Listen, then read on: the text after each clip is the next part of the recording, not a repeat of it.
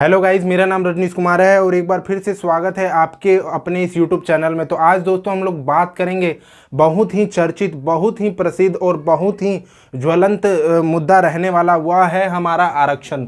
और दोस्तों यदि हम लोग बात करें आरक्षण की, तो इसमें हम लोग विभिन्न पहलुओं की बात करेंगे। पहला है हमारा कि आरक्षण आखिर होता क्या है। दूसरा हम लोग बात करेंगे कि इसके लिए किस प्रकार से विभिन्न आयोग बनाए गए इसके मानकों को निर्धारित करने के लिए, इसकी समस्याएं क्या हैं, वर्तमान में भी क्या समस्या है और किस प्रकार से आरक्षण की जो समस्या है उसके लिए हम लोग समाधान के रूप में विभिन्न प्रकार से सुझाव देख सकते हैं आरक्षण से निपटने के लिए। तो चलिए सर्वप्रथम हम लोग बात करते हैं कि आरक्षण होता क्या है। दोस्तों यदि मैं बात करूं आरक्षण, तो इसको दोस्तों कहा जाता है कि यह एक प्रकार की सकारात्मक कार्यवाही है, अर्थात सकारात्मक रूप से भेदभाव किया जाता है जो कि उचित है। तो दोस्तों सबसे पहले हम लोग यदि बात करें कि सकारात्मक कार्यवाही बेसिकली होती क्या है, तो यह जो शब्द है वह अमेरिका से लिया गया, लेकिन अमेरिका का जो संविधान है उसमें इसकी कहीं भी चर्चा नहीं है। लेकिन अमेरिका में वहाँ के जो मूल व्यक्ति जो थे, वहाँ के जो मूल व्यक्ति थे जो अश्वेत थे, उनके अधिकारों को लेकर उनको सामाजिक न्याय दिलाने के तौर पर, चाहे वो शैक्षिक स्तर पर हो, चाहे सामाजिक स्तर पर हो, चाहे राजनीतिक प्रतिनिधित्व की बात हो, हम सभी जानते हैं कि किस प्रकार से अमेरिका में भी गृह युद्ध काफ़ी लंबे समय से छिड़ा हुआ था और उसमें अश्वेतों के साथ किस प्रकार से दुर्व्यवहार किया जा रहा था, उनका शोषण किया जा रहा था। और आए दिन हम लोगों को यह घटना आम तौर से देखने को अमेरिका में मिलती है। उन्हीं तमाम मुद्दों को लेकर यहाँ पर क्या किया गया कि निजी तौर पर बेसिकली अमेरिका में सकारात्मक कार्यवाही जो कि वहाँ पर था, सामाजिक न्याय स्थापित करने के लिए वहाँ के मूल जो लोग थे, वहाँ के जो मूल अमेरिकी थे, जो अश्वेत थे, उनको सुनिश्चित करने के लिए बेसिकली यह लाया गया था। लेकिन यदि हम लोग बात करें तो भारत ने इसको किस रूप में लिया? सकारात्मक कार्यवाही, अर्थात सकारात्मक भेदभाव। और दोस्तों यदि हम लोग बात करें तो आप यदि हमारे संविधान के आर्टिकल 14 से 18 को पढ़ेंगे और उसमें यह लिखा भी है कि समता का अधिकार, अर्थात समानता का अधिकार, जिसमें कि आर्टिकल 14 के अंतर्गत क्या कहा गया है? विधि के समक्ष समानता और विधियों का समान संरक्षण की बात की गई है। और उसी के अंतर्गत यहाँ पर विधियों के समान संरक्षण के अंतर्गत यहाँ पर क्या लाया गया है? सकारात्मक कार्यवाही, अर्थात कुछ मामलों में राज्य को, सरकार को यह अधिकार है कि कुछ जो विशेष वर्ग हैं, कुछ संवेदनशील वर्ग हैं, आप सभी जानते हैं कि किस प्रकार से एक ऐतिहासिक क्रम रहा है जब भारत में हम लोग देखते हैं कि किस प्रकार से 4 प्रकार से वर्ण हम लोग को देखने को मिलते हैं, चाहे उसमें ब्राह्मण हो, क्षत्रिय हो, वैश्य हो, शूद्र हो।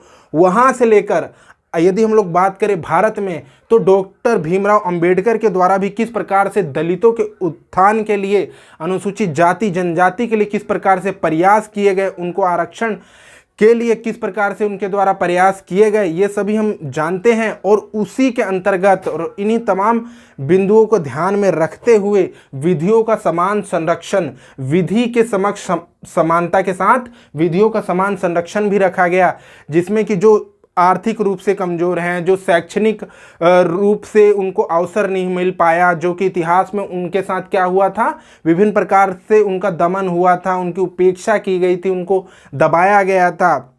और कुछ ऐसा ही दोस्तों यदि हम लोग बात करें तो विभिन्न प्रकार के जो युद्ध हुए हैं, वैश्विक स्तर पर जो युद्ध हुए हैं, वो केवल एक देश की बात नहीं है। चाहे आप फ्रांस को ले लीजिए, जहाँ से किसकी भावना आती है? समानता, स्वतंत्रता, बंधुत्व। और आप चाहे चीन को ले लीजिए, चाहे अमेरिका को ले लीजिए, तमाम जगह जो युद्ध हुए बेसिकली उसका कारण क्या था कि कोई एक ऊपर रूलिंग पावर थी जिसने कि नीचे जो भी जनता थी उनका शोषण किया, उनका दमन किया, उनके अधिकारों को दबाया और अपने अनुसार अत्यधिक अधिकारों का प्रयोग किया। और जो उनसे नीचे जो उनकी जनता थी, जो उनका समाज था, उनका क्या किया गया? शोषण किया गया, उनको अधिकारों से वंचित रखा गया, चाहे वो आर्थिक अधिकार हो, चाहे सामाजिक अधिकार हो, चाहे सांस्कृतिक अधिकार हो, चाहे राजनीति में प्रतिनिधित्व का मामला हो। इन तमाम चीज़ों में कहीं ना कहीं किस प्रकार से उनका शोषण किया गया। इसीलिए विभिन्न देशों में भी हम लोगों को क्या देखने को मिलता है? युद्ध। और ये सब परिणाम किसका है? सामाजिक आर्थिक जो असंतोष था, जो कि वहाँ की जनता के द्वारा, वहाँ की सरकार, वहाँ का जो भी रूलिंग सरकार थी, जो व्यक्ति था, उसके विरुद्ध बेसिकली यह किया गया। क्योंकि कहीं ना कहीं यदि हम लोग भारत की भी दोस्तों बात करें तो हम लोग जानते हैं किस प्रकार से देश जो आज़ाद हुआ उससे पहले किस प्रकार से अंग्रेजों ने क्या किया, विभिन्न प्रकार से हमारा शोषण किया। हम सभी जानते हैं कि किस प्रकार से विभिन्न अधिकारों को दबाया। तो उस क्रम के अंतर्गत कुछ ऐसे वर्ग थे, कुछ जिसमें कि महिलाओं को ले ले, चाहे कुछ हम जातियों की बात करें, तो उनका उस प्रकार से विकास नहीं हो पाया था, चाहे वो शैक्षिक स्तर पर हो, चाहे आर्थिक स्तर पर हो, चाहे सामाजिक स्तर पर हो। तो इसके अंतर्गत दोस्तों बेसिकली किया क्या गया, जब देश आज़ाद हुआ, हम सभी जानते हैं कि किस प्रकार से भारत ने इसको बेसिकली सामाजिक न्याय के तौर पर लिया, जिससे कि समावेशी विकास को सुनिश्चित किया जा सके। और यही कारण है कि हम लोगों को भारतीय संविधान के अंतर्गत विभिन्न प्रकार के प्रावधान, खास तौर से आरक्षण के रूप में या सकारात्मक भेदभाव या कार्यवाही के रूप में हम लोग कहें तो वह देखने को मिलते हैं। चाहे आप आर्टिकल 16(4)A की बात करें, चाहे आर्टिकल 16(4)B की बात करें, चाहे आर्टिकल 330 की बात करें, चाहे आर्टिकल 332 की बात करें, तो हम सभी देखते हैं कि किस प्रकार से इसके अंतर्गत, चाहे आप अल्पसंख्यकों के अधिकार की बात करें, किस प्रकार से उनको अधिकार दिए गए हैं कि वह अपने अनुसार अपना शैक्षिक संस्थान की स्थापना कर सकते हैं, उसका प्रावधान कर सकते हैं। तो ये तमाम अधिकार क्यों दिए गए, क्योंकि कहीं ना कहीं दोस्तों वो जो विकास का जो क्रम था, जो भारत में एक समावेशी और सामूहिक रूप से होना चाहिए था, उसमें कुछ वर्ग, कुछ संवेदनशील वर्ग पीछे रह गए और उन्हीं के अधिकारों को सुनिश्चित करने के लिए यह प्रावधान भारतीय संविधान के अंतर्गत भी देखने को मिलते हैं। यह तो बात हुई सकारात्मक कार्यवाही की। अब हम बात करते हैं किसकी, वह है आयोग। दोस्तों यदि हम लोग बात करें तो विभिन्न प्रकार के मानकों को निर्धारित करने के लिए कि किन आधारों पर बेसिकली जो आरक्षण है उसकी व्यवस्था की जाएगी, उसमें विभिन्न आयोग हम लोगों को देखने को मिलते हैं। लेकिन हम लोग यहाँ पर प्रमुख रूप से जो 3 आयोग हैं जो ऐतिहासिक रूप से इंपॉर्टेंट है उसकी हम लोग यहाँ पर बात करेंगे। वह है पहला हमारा काका कालेलकर आयोग। इसको बेसिकली क्या किया गया, ओबीसी जो पिछड़ा जो वर्ग था उसके निर्धारण की बात कही गई, लेकिन काका कालेलकर आयोग, काका कालेलकर की अध्यक्षता में यह आयोग बनाया गया था, इसीलिए इसका नाम काका कालेलकर आयोग है। यह असफल रहा कि पिछड़ा वर्ग आखिर है क्या, उसको बताने में असफल रहा। लेकिन इसने साथ ही साथ यह भी बात कही कि जो जाति है वह वर्ग ही है, अर्थात जातियों को वर्ग में सम्मिलित करने की बात कही। और साथ ही साथ यह भी कहा कि जो केवल जाति ही एक आधार नहीं है कि पिछड़े वर्ग का जाति ही केवल एक आधार हो। तो लेकिन पूर्णतः देखा जाए तो यह असफल रहा, इसकी सिफारिशों को बेसिकली सरकार द्वारा स्वीकार नहीं किया गया। लेकिन जब मंडल आयोग 1979 में आया, इसकी सिफारिशों को बिल्कुल स्वीकार किया गया और इसने बताया, और इसने भी कुछ हद तक यही बताया कि किस प्रकार से वर्ग जो है वह पिछड़े वर्ग से संबंधित है और उससे अंतर संबंधित है, दोनों आप एक दूसरे से ताल्लुकात रखते हैं। और उसी के अंतर्गत मंडल आयोग ने यह बताया कि जो भी हमारा पॉपुलेशन है उसमें 52% पिछड़े वर्ग की इसने बात कही। और अंततः तमाम सिफारिशों को ध्यान में रखते हुए, निष्कर्षों को ध्यान में रखते हुए मंडल आयोग की सिफारिश को स्वीकार किया गया और 27% आरक्षण पिछड़े वर्ग के लिए तत्कालीन सरकार द्वारा इसका प्रावधान किया गया। और यदि हम लोग बात करें तो इसी में नरसिंह जो सरकार थी, नरसिंह राव की जो सरकार थी, उनके द्वारा यह ऐलान किया गया जो भी आर्थिक रूप से जो भी कमज़ोर व्यक्ति हैं उनको हम लोग क्या करेंगे, 10% का आरक्षण देंगे। और हम सभी जानते हैं कि किस प्रकार से इंदिरा साहनी वाद जो कि 1992 में आया, जो कि सबसे महत्वपूर्ण वाद माना जाता है आरक्षण के मानकों के निर्धारित करने के लिहाज से, तो इसको मंडलवाद भी कहते हैं, जिसमें कि तमाम चीज़ों को बताया गया, सर्वोच्च न्यायालय द्वारा निर्धारित किया गया। जिसमें यदि हम लोग बात करें तो इसमें बताया गया कि आरक्षण की उच्चतम सीमा क्या हो सकती है, कि किस लेवल तक, किस परसेंटेज तक आरक्षण दिया जा सकता है। तो 50% आरक्षण की बात बेसिकली इसके अंतर्गत की गई। और इसके साथ ही साथ इसमें यह भी बताया गया कि जो आगे ले जाने का नियम, अर्थात यदि किसी भी सरकारी नौकरी में यदि हम लोग बात करें तो कोई भी रिक्तियाँ अगर निकलती हैं, कोई वैकेंसीज अगर निकलती हैं, तो उसमें यदि 60 पद अगर निर्धारित किए गए हैं, चाहे 80 पद निर्धारित किए गए हैं कि 80 पदों को हमें भरना है, इन पदों पर भरना है, और उसमें से यदि कुछ पद दोस्तों अगर रह जाते हैं तो उसको आगे के लिए निर्धारित कर दिया जाएगा, उसको टाला नहीं जाएगा।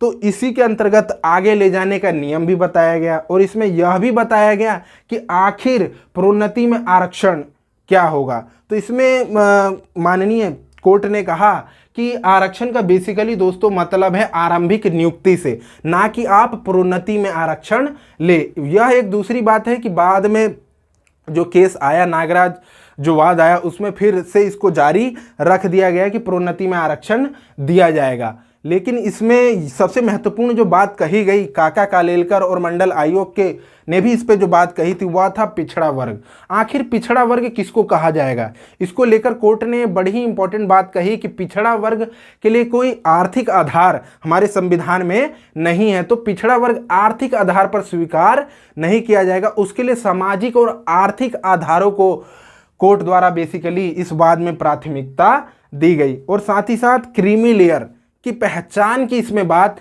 की गई, जो कि बेसिकली हम लोग देखते हैं कि ओबीसी में किस प्रकार से पिछड़े वर्ग में यह कहा गया कि पिछड़े वर्ग में भी कुछ ऐसे वर्ग हैं जो काफ़ी संपन्न हैं, काफ़ी प्रभावशाली हैं, तो उनको हम लोग क्रीमी लेयर कहेंगे, उनको मलाईदार परत के रूप में यहाँ पर कोर्ट द्वारा उनको कहा गया। और इसी के अंतर्गत पिछड़े वर्ग में भी एक पिछड़ा वर्ग और एक अत्यंत पिछड़ा वर्ग, ये दो भागों में बांटने का कार्य इसके अंतर्गत, इस वाद के अंतर्गत दोस्तों बेसिकली किया गया।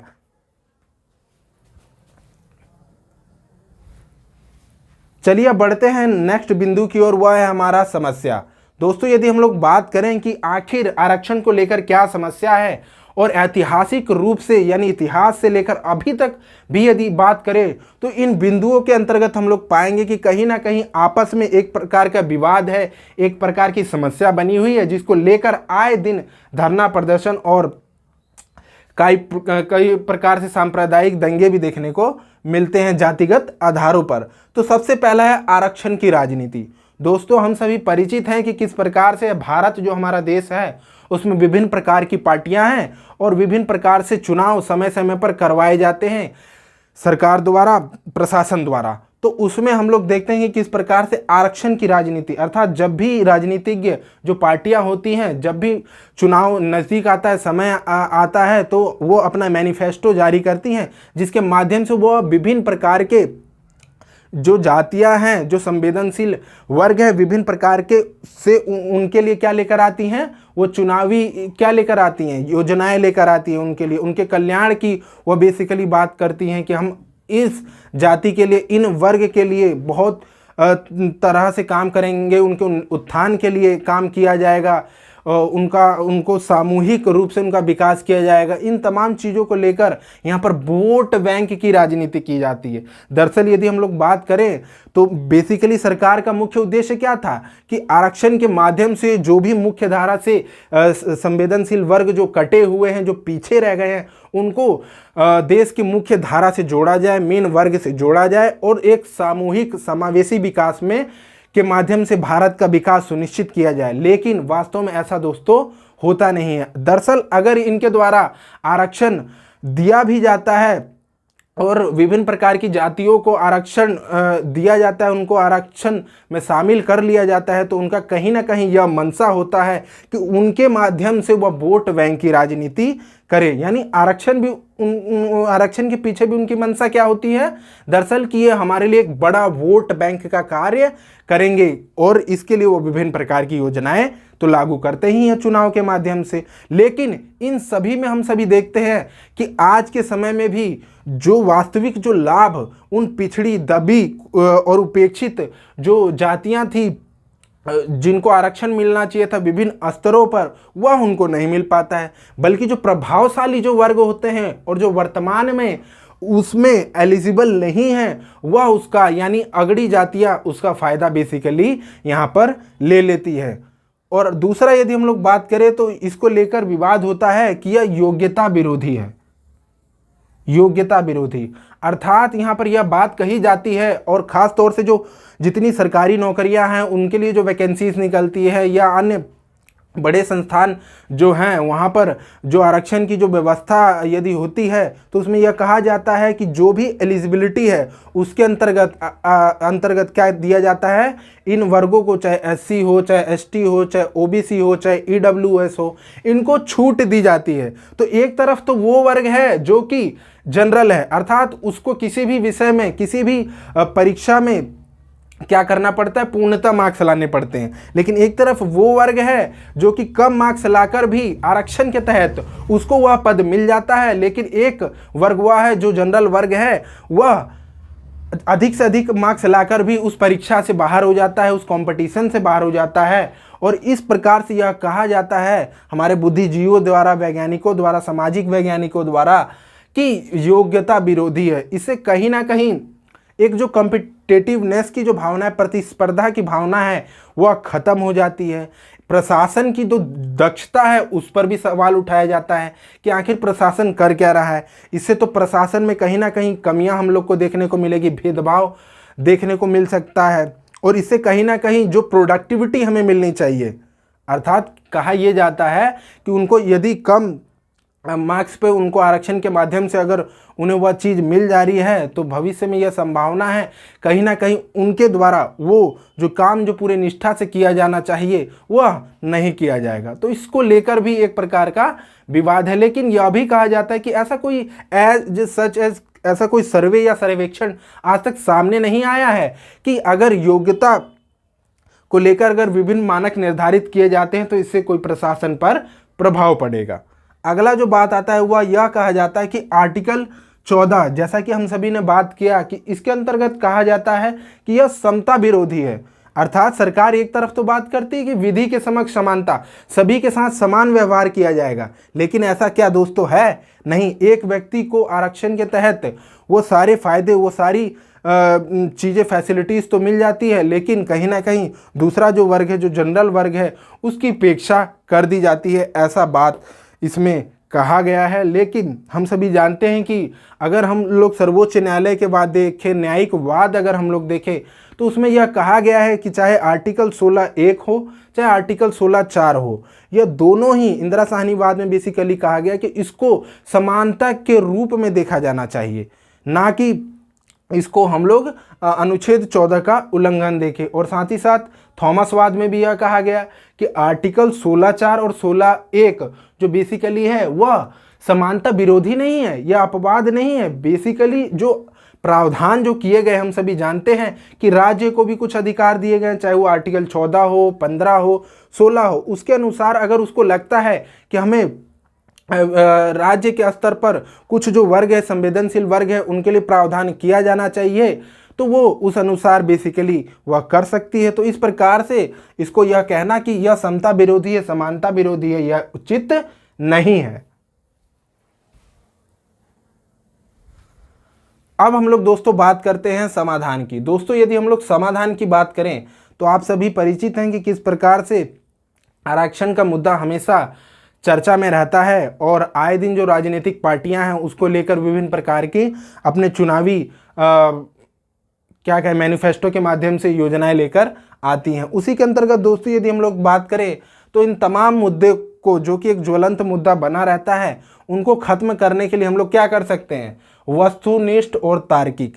आज के समय में जो वर्ग हैं, जो जातियां हैं, जिनको काफ़ी लंबे समय से आरक्षण का लाभ मिलता आ रहा है, यदि उनकी स्थिति बेहतर हो गई है समय अनुसार और वो अब काफ़ी प्रभावशाली, काफ़ी अच्छी स्थिति में है, तो वस्तुनिष्ठ और तार्किकीकरण के आधार पर उसको क्या किया जाना चाहिए? जैसा कि हम सभी जानते हैं कि रोहिणी समिति ने भी कहा कि जो 27% की जो बात बेसिकली कही गई आरक्षण की ओबीसी के लिए, उसमें से केवल 4 जातियों को आरक्षण का लाभ मिलता है।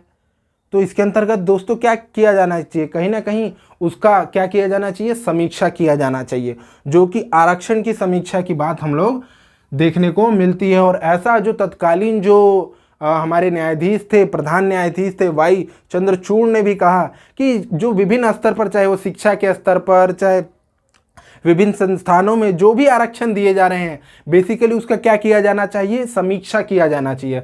हर 5 साल में समीक्षा किया जाना चाहिए। यह इसलिए ज़रूरी है क्योंकि कहीं ना कहीं यह जो बात की जा रही है आर्टिकल 14 की, उसके अंतर्गत भी कहीं ना कहीं, और साथ ही साथ जो हमारी देश की उत्पादकता है और जो प्रतिस्पर्धा जो हमें विभिन्न प्रकार के क्षेत्रों में देखने को मिलती है, उनमें भी एक प्रकार की समानता सुनिश्चित और उनकी बातों को सही साबित करने के लिए बहुत ही ज़रूरी है। और इसी के अंतर्गत यह भी कहा गया न्यायालय द्वारा कि कार्यपालिका को यह सुनिश्चित किया जाना चाहिए, समय समय पर निगरानी रखनी चाहिए कि आरक्षण का जो लाभ है वो वास्तविक रूप से जिसको मिलना चाहिए वह मिल रहा है या नहीं। ये एक बाद में यह भी कहा गया कि आरक्षण का तो दोस्तों दरअसल उद्देश्य ही यह था कि आरक्षण को बेसिकली ख़त्म कर दिया जाए। वह तो बेसिकली इसका उद्देश्य तो यह था कि जो मुख्य धारा से लोग जो कटे हुए हैं उनको मुख्य धारा में लाया जाए, उनका समावेशी विकास सुनिश्चित किया जाए। तो इसमें बेसिकली सरकार क्या कर सकती है, प्रशासन क्या कर सकता है, और हमारे स्तर पर नागरिक समाज के स्तर पर क्या किया जा सकता है, वस्तुनिष्ठ और तार्किकता, और साथ ही साथ आरक्षण की समीक्षा। तो ये था आज का तमाम डिस्कशन। कैसा लगा ज़रूर बताएं। थैंक यू, धन्यवाद।